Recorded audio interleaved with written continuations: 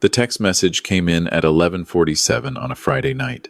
I was already in bed, not asleep yet at 63. Sleep doesn't come the way it used to. I was just lying there in the dark, listening to the ceiling fan turn, when my phone lit up on the nightstand. I almost didn't reach for it. Carol was beside me, already breathing slow and even, and I didn't want to wake her. But something made me look. It was from Maya. Not a call, a text. And that alone told me something was wrong, because Maya never texts. She's 9 years old, and she calls me the way kids used to call people, just dials, no warning, launches straight into whatever's on her mind the second I pick up. She once called me 3 times in one afternoon to tell me about a turtle she'd seen near the creek behind her school. So when I saw a text, instead of a missed call, I sat up. "Grandpa, are you awake?" "I don't want to make noise." I typed back immediately. "I'm awake." "What's going on, sweetheart?" 3 dots appeared, then disappeared, then appeared again. I was already sitting on the edge of the bed, feet on the floor. They left. I stared at those 2 words for a moment. Then I called her. She picked up on the first ring, and the sound she made when she said "Grandpa, quiet." Trying so hard to hold herself together, that sound hit me somewhere behind the sternum and didn't let go. "Hey," I said, keeping my voice low and steady. "Hey, I'm here." "Tell me what happened." "They left for Disney," she whispered. "All of them." I woke up, and the house was quiet, and I looked in their rooms, and nobody was there. I pressed my hand flat against my knee. "When did they leave?" "I don't know. Their bags were gone. Biscuit is still here. Biscuit is the family's beagle. They left food out for him, and there's a note on the fridge." "What does the note say?" I heard her moving through the house. Small footsteps on hardwood, then silence while she read.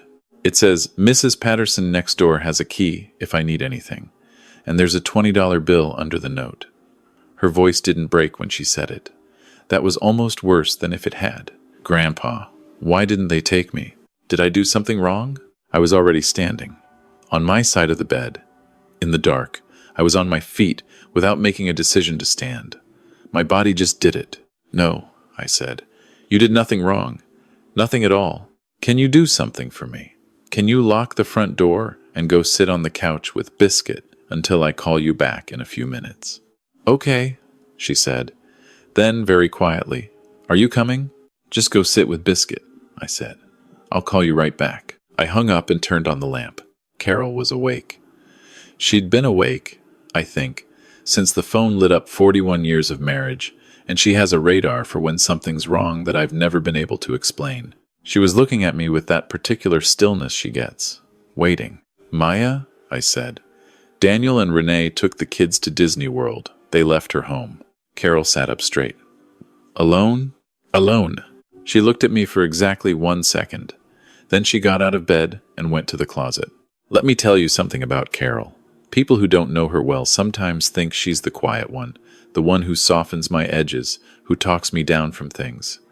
And she does do that. But there's another side of her that I have never in 41 years wanted pointed in my direction. She pulled her travel bag down from the shelf without saying a single word, and the silence in that room had a temperature to it. I called Maya back while Carol packed. "Okay, sweetheart, here's what's going to happen. Grandma and I are going to drive down tonight. We're going to be there when you wake up in the morning. I need you to try to get some sleep. All right? Can you do that for me? Can Biscuit sleep in my bed?" "Biscuit can absolutely sleep in your bed." A shaky exhale. "Okay, Grandpa. I love you. We'll be there before breakfast. Don't open the door for anyone. I love you too." I stood in the kitchen with my phone, doing the math. Maya lives with her parents, my son, Daniel, his wife, Renee, and their 2 biological kids, 12-year-old Marcus and 7-year-old Sophie, about 4 hours south of us. If we left within the hour, we'd arrive around 4 in the morning, early. But she wouldn't be alone all night. Then I opened a browser and looked up Disney World. My jaw tightened when I found what I was looking for. I've taken enough vacations in my life to know that when families book Disney, they don't just book the park. They book the resort. I knew which one they'd be at. Daniel had mentioned it 3 months ago at Sunday dinner, letting it drop into the conversation the way he sometimes does with things he's proud of spending money on. The Grand Floridian, 5 nights. He'd made a point of saying the room had a view of the castle. I also knew, because Daniel is nothing if not predictable, that they would have driven down. He doesn't fly with the kids if he can avoid it. 12-hour drive. Probably left yesterday afternoon or early this morning, which meant they were already there, already checked in, already settled. Good. That meant I knew exactly where they were. Carol appeared in the kitchen doorway with both our bags. 4 hours, I said. I know, she said.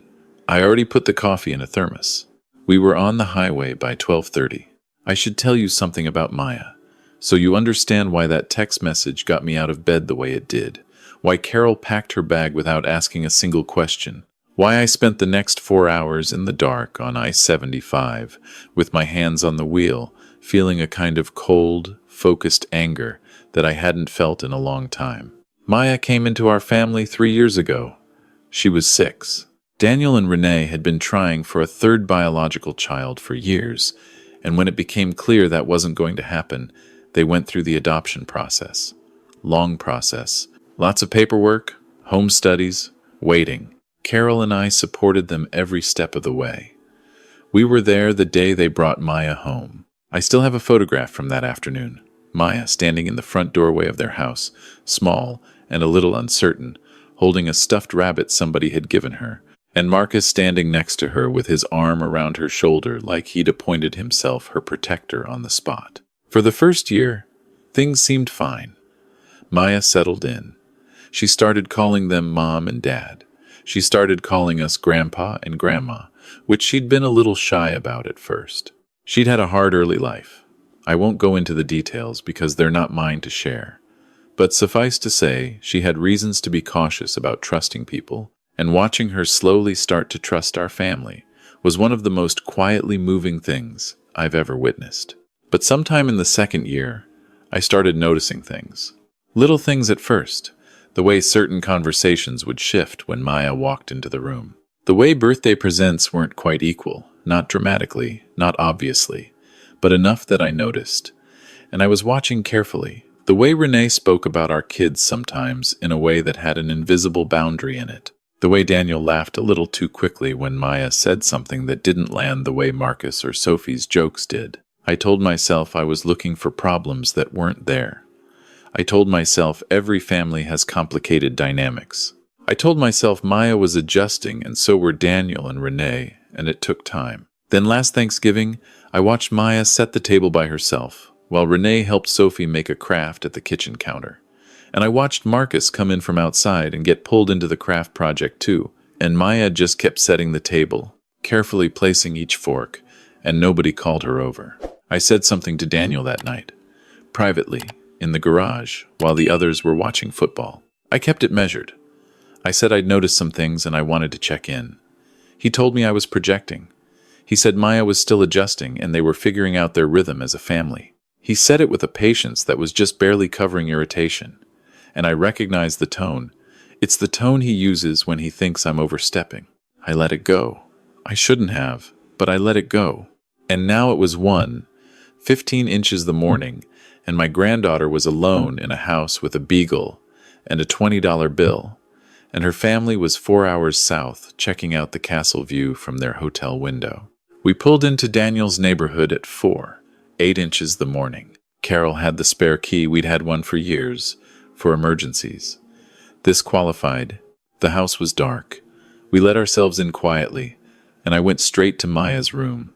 She was asleep, Biscuit curled up against her legs, the stuffed rabbit from 3 years ago tucked under her arm. I stood in the doorway for a moment, just looking at her. She looked so small. I pulled her door mostly closed and went to the kitchen. The note was still on the refrigerator, $20 bill still underneath it. I read it once. Renee's handwriting. Very practical. Mrs. Patterson's number. The information for their hotel, to their credit it was there, at the bottom. The Grand Floridian, a room number. I folded the note, put it in my pocket, and left the 20 on the counter. Carol was already making herself comfortable in the guest room. I sat at the kitchen table in the dark with a glass of water, and I thought about what I was going to do. By the time the sun came up, I had a plan. Maya found us in the kitchen at 7:30. She stood in the doorway, in her pajamas, hair sideways from sleep, And when she saw us, when she registered that we were real and actually there, something in her face changed in a way I won't try to describe because I don't think I have the words for it. She crossed the kitchen in about 4 steps, and I caught her, and she held on to me for a long time without saying anything. Then she looked up and said, "You came." "Of course we came," Carol said, from the stove where she'd already started making pancakes from the mix she'd found in the pantry. We had a normal morning, as normal as we could make it. Maya ate pancakes. She showed Carol a drawing she'd been working on a horse. Quite good, actually. She has a real eye for proportion. She took Biscuit out to the backyard. She told me about a book she was reading for school.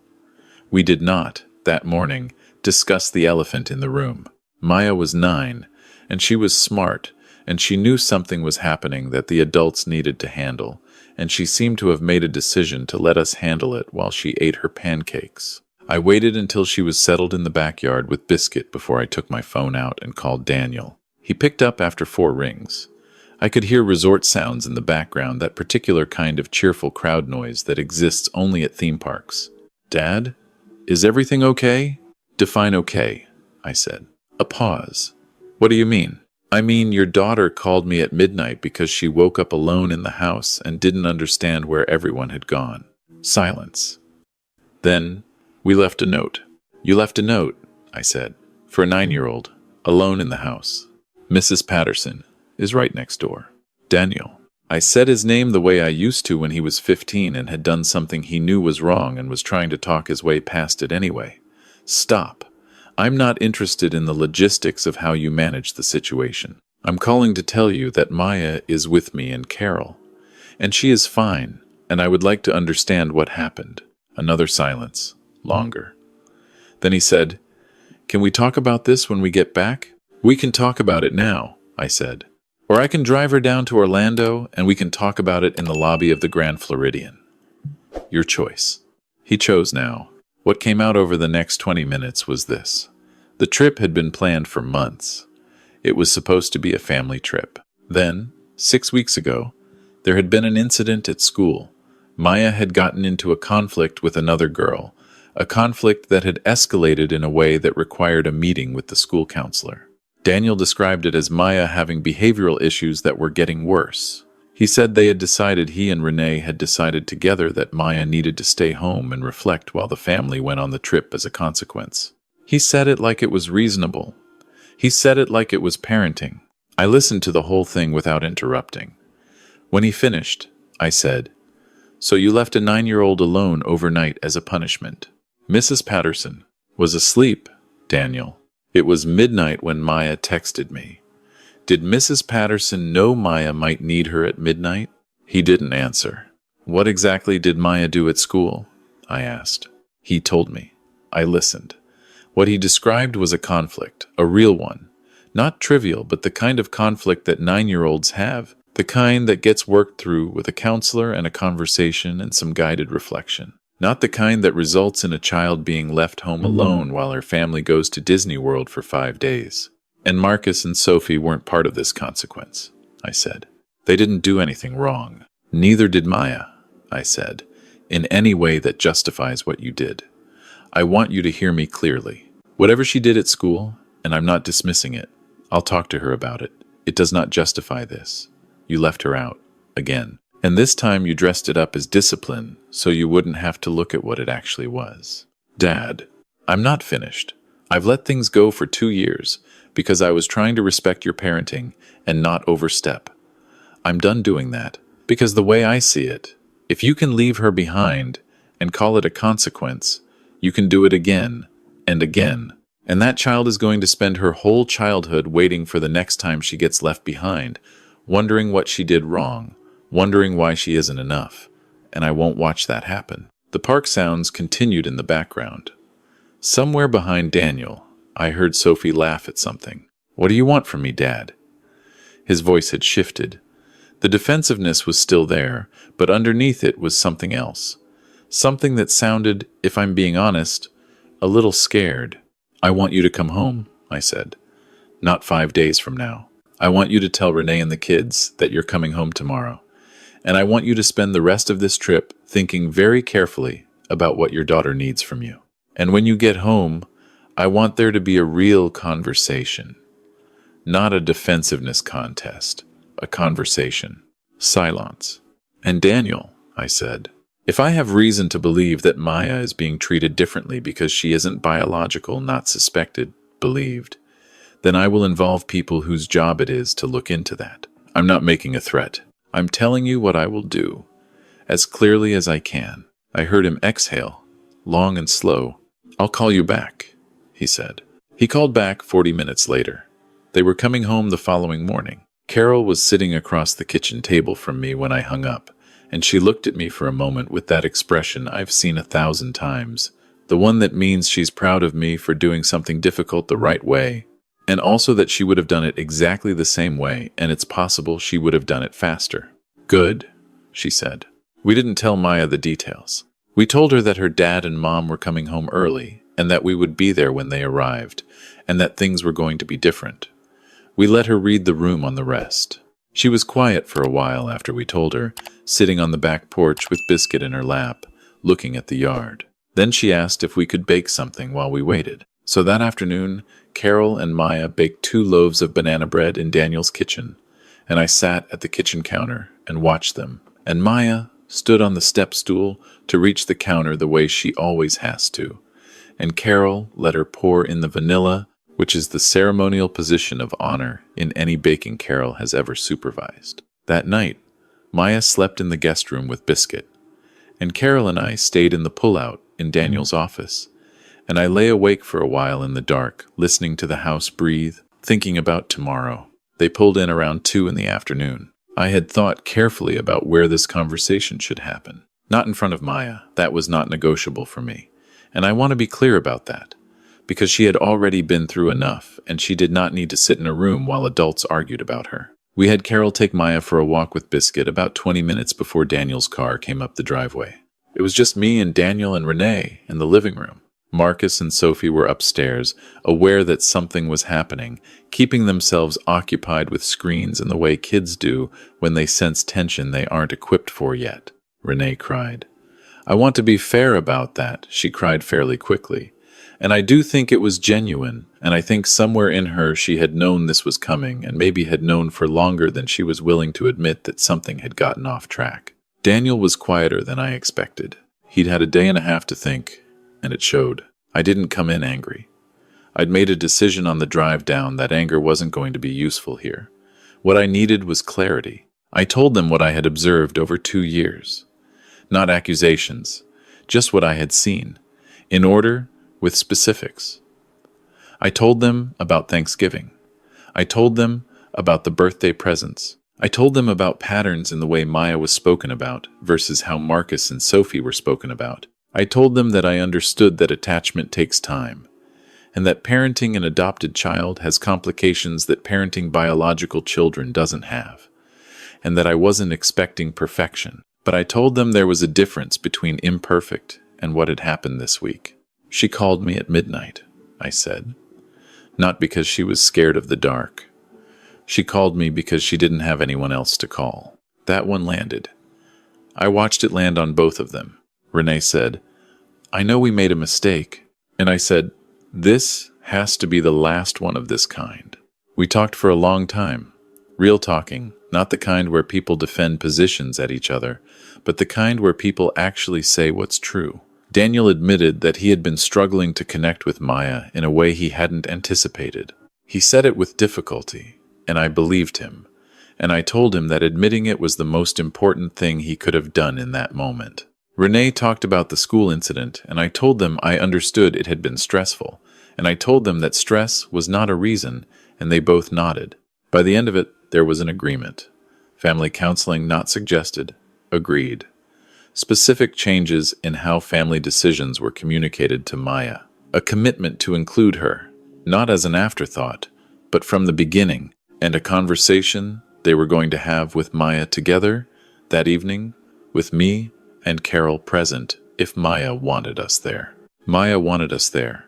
She sat on the couch between me and Carol, Biscuit on her feet, while Daniel and Renee sat across from her and said the things they needed to say. I won't transcribe it. It belongs to them. But I will say that Daniel looked his daughter in the eye and told her she was his daughter, not like a daughter, not in our family, but his daughter, full stop, and that he was sorry, and that it was not her fault, not any of it, and that she deserved better. Maya sat very still while he said it.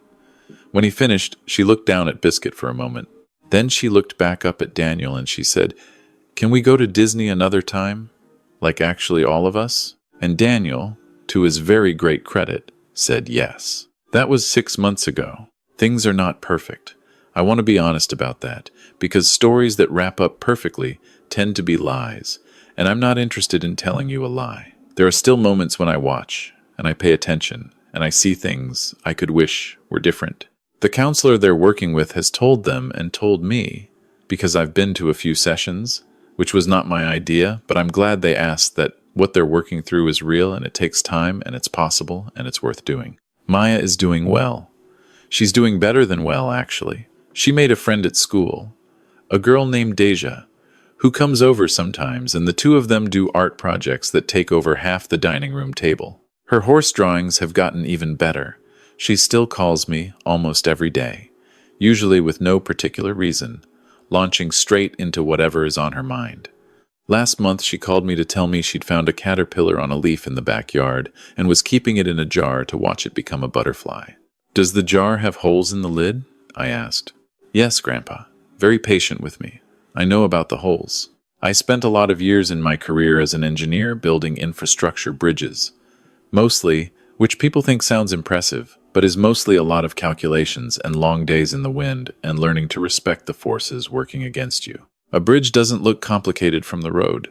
You drive over it and you don't think about it.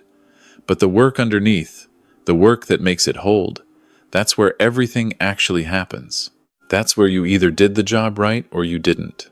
I think about Maya sometimes when I'm on a bridge. A family isn't so different, really. The visible part is what people see from the outside, the photos, the holiday dinners, the Disney trips.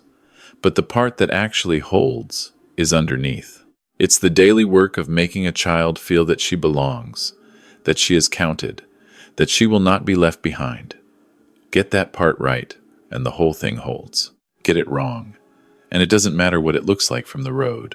She didn't ask me to come that night. She sent a text because she didn't want to wake anyone up, because at 9 years old she was already in the habit of trying not to be too much trouble. That breaks my heart a little, even now. But she sent the text. She reached out. And that means she believed, somewhere underneath everything, that there was someone who would come. I just want to make sure she keeps believing that.